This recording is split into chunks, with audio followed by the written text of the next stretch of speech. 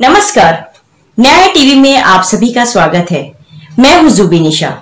Court roundup की खबरें अब विस्तार से। बॉम्बे हाईकोर्ट ने बॉलीवुड अभिनेत्री रिया चक्रवर्ती, सैमुअल मिरांडा और दीपेश सावंत को जमानत दे दी।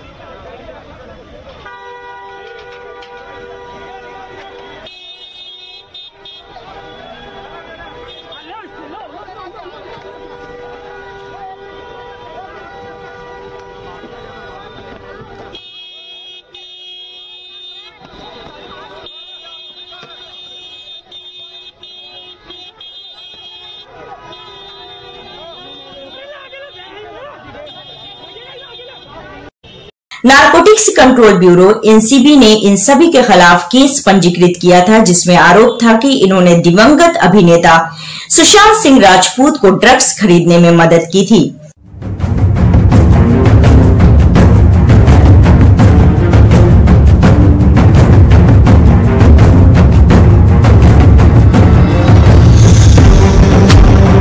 हालांकि पीठ ने रिया के भाई शौविक चक्रवर्ती और अब्दुल बासित परिहार की जमानत याचिका को खारिज कर दिया। जस्टिस सारंग वी कोतवाल की एकल पीठ ने लंबी सुनवाई के बाद 29 सितंबर को जमानत के आदेशों को सुरक्षित रख लिया था। कोर्ट ने 2 अक्यूज की बेल रिजेक्ट की है और 3 लोगों को बेल ग्रांट कर दी है, जिसमें रिया, दीपेश और सैमुअल है, उनको बेल अलाउ हो गई है विद कंडीशंस।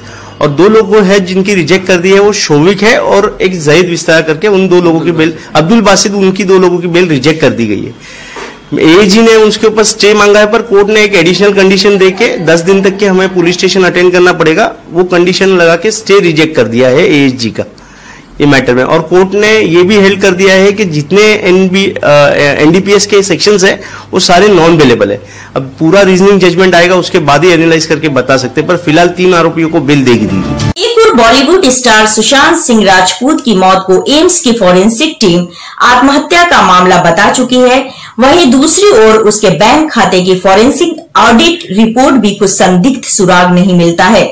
इंडियन एक्सप्रेस की खबर के मुताबिक सुशांत के सभी बैंक खातों में पिछले 5 साल के दौरान 70 करोड़ का लेन देन हुआ, जिसमें से सिर्फ 55 लाख रुपया ही रिया चक्रवर्ती से जुड़े पाए गए हैं। ज्यादातर पैसा यात्रा, स्पा और गिफ्ट खरीदने पर खर्च किया गया है। सुशांत सिंह राजपूत के परिवार के वकील विकास सिंह ने अखिल भारतीय आयुर्विज्ञान संस्थान एम्स की ओर से सीबीआई को सौंपी गई फॉरेंसिक एग्जामिनेशन रिपोर्ट पर सवाल उठाए हैं। विकास सिंह ने सीबीआई डायरेक्टर को लिखे लेटर में रिपोर्ट को गलत बताते हुए कहा कि इस मामले को सीबीआई की ओर से गठित किसी अन्य फॉरेंसिक टीम को रेफर किया जाए। विकास सिंह ने लेटर में कहा है कि सुशांत सिंह केस में एम्स की ओर से सीबीआई को सौंपी गई जांच रिपोर्ट के बारे में वो मीडिया में पढ़ रहे हैं। जांच टीम का हिस्सा रहे कुछ डॉक्टर भी टीवी पर बयान दे रहे हैं। हालांकि बार बार प्रयास के बावजूद हमें रिपोर्ट की कॉपी नहीं दी गई है। यदि लीक रिपोर्ट सही है तो यह अपर्याप्त सबूतों से पक्षपाती निष्कर्ष निकलने वाला है। शीर्ष अदालत ने केंद्र सरकार से कहा है कि वह दागी नेताओं के मुकदमे तेजी से निपटाने के लिए अदालतों को सुविधा उपलब्ध कराए। ये मुकदमे जनता के सिर पर बोझ हैं। Justice NV. रमन की पीठ ने केंद्र से कहा कि वह मामले में तेजी से निपटारे की बात तो करता है, लेकिन कोई ठोस कदम नहीं उठाता। इसी के साथ केंद्र को इस मुद्दे पर अंतिम कदम उठाने और रिपोर्ट को कोर्ट को सूचित करने को कहा है। कोर्ट ने कहा है कि हाई कोर्ट ने मांग की है कि लंबित मामलों को तेजी से निपटाने के लिए वीडियो कॉन्फ्रेंसिंग की सुविधा दी जाए। कोर्ट ने केंद्र से कहा कि वह इस बारे में फैसला ले और बताए कि इसके लिए कैसे फंडिंग की जाए। रिपोर्ट से यह भी इंगित किया गया है कि पुलिस कानून निर्माताओं से के खिलाफ कार्रवाई करने में सकुचाती और डरती है। ये गंभीर मामला है। केंद्र सरकार को इस मामले पे भी ध्यान देने की जरूरत है।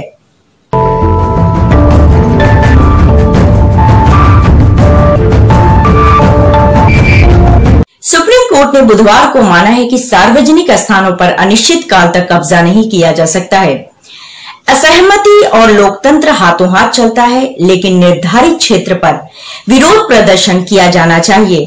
न्यायमूर्ति एस.के. कौल, न्यायमूर्ति अनिरुद्ध बोस और न्यायमूर्ति कृष्ण मुरारी की पीठ ने विरोध करने के अधिकार के दायरे में यह निर्णय सुनाया कि क्या इस तरह के अधिकार पर कोई सीमाएं हो सकती हैं। अदालत ने कहा है कि सोशल मीडिया चैनल अक्सर खतरे से भरे होते हैं और यह अत्यधिक ध्रुवीकरण वाले वातावरण की ओर ले जाते हैं।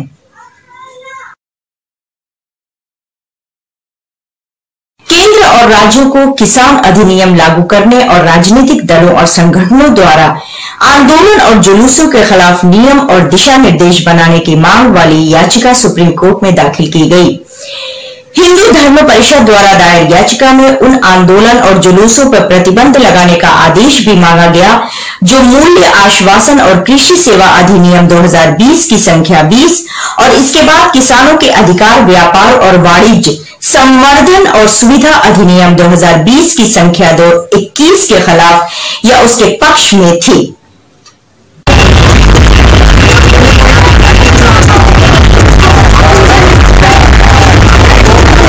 Kerala union of working journalist KUWJ ने केरल के पत्रकार सिद्ध कंपन को यूपी पुलिस द्वारा गिरफ्तार करने के खिलाफ सुप्रीम कोर्ट में बंदी प्रत्यक्षीकरण याचिका दायर की है।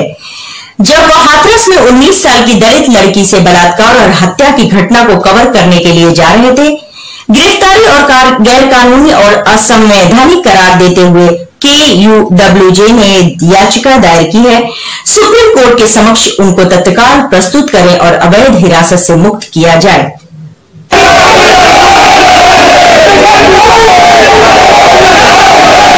हाथरस कांड में प्रवर्तन निदेशालय ईडी ने दावा किया है कि उत्तर प्रदेश में दंगा भड़काने के लिए मॉरिशस से 50 करोड़ की फंडिंग की गई है। इस खुलासे पर मुख्यमंत्री योगी आदित्यनाथ ने कहा कि हम किसी की भी साजिश को सफल नहीं होने देंगे। हम किसी के भरोसे के साथ किसी को भी खिलवाड़ करने की इजाजत नहीं देंगे। सीएम योगी आदित्यनाथ ने कहा कि हम किसी भी षड्यंत्र को कामयाब नहीं होने देंगे। उन्होंने कहा कि हम ऐसे लोगों पर सख्त से सख्त कार्रवाई करेंगे जो समाज में द्वेष पैदा करने, विकास को रोकना चाहते हैं।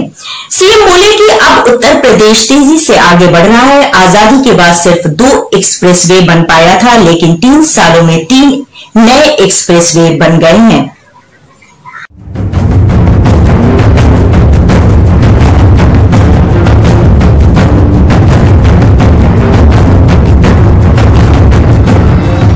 अदालत द्वारा जमानत के लिए लगाई जाने वाली शर्तों में अभियुक्तों के अधिकार के साथ आपराधिक न्याय के प्रवर्तन में जनहित को संतुलित किया जाना चाहिए, सुप्रीम कोर्ट ने कहा। न्यायमूर्ति DY चंद्रचूड़ और न्यायमूर्ति इंदिरा बनर्जी की पीठ ने कहा कि न्याय के प्रशासन को सुविधाजनक बनाने, अभियुक्तों की उपस्थिति को सुरक्षित करने और अभियुक्त की स्वतंत्रता का जांच, गवाहों को रोकने या न्याय में बाधा डालने में दुरुपयोग न हो, यह सुनिश्चित किया जाना चाहिए।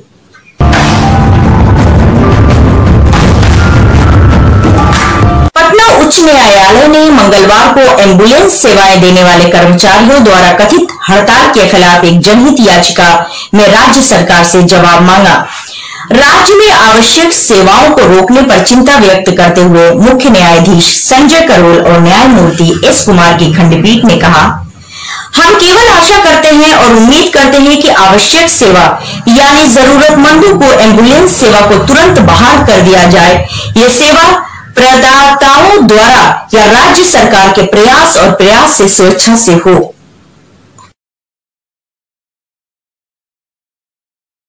आज बस इतना ही। आप बने रहिए न्याय टीवी के साथ। मुझे जुबी निशा को दीजिए इजाजत। नमस्कार।